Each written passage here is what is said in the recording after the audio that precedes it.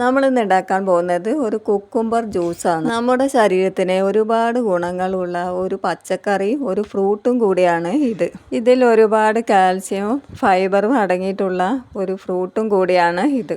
ഇത് ഡെയിലി രാവിലെ ഇതുപോലെ ഉണ്ടാക്കി കുടിച്ചാൽ വയറിലുണ്ടാവുന്ന അസിഡിറ്റി കുറയ്ക്കാനും ഗ്യാസ് ട്രബിൾ കുറയ്ക്കാനും ഈ ജ്യൂസ് സഹായിക്കുന്നുണ്ട്. കൂടാതെ എല്ലുകൾക്ക് തേയ്മാനം വരാതിരിക്കാനും പല്ലുകൾ കേട് വരാതിരിക്കാനും ഇത് ബെസ്റ്റാണ്. ഇത് ഭക്ഷണം കഴിക്കുന്നതിൻ്റെ മുമ്പെയാണ് കുടിക്കേണ്ടത്.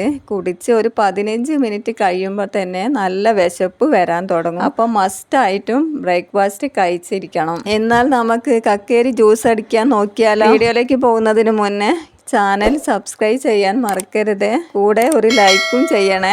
നമ്മളിവിടെ വലിയൊരു കുക്കുംബറാണ് എടുത്തിട്ടുള്ളത്. അതൊന്ന് തൊലിയൊക്കെ ഒന്ന് ക്ലീൻ ചെയ്തെടുക്കാം. തൊലിയൊക്കെ മാറ്റി വെച്ചിട്ടുണ്ട്.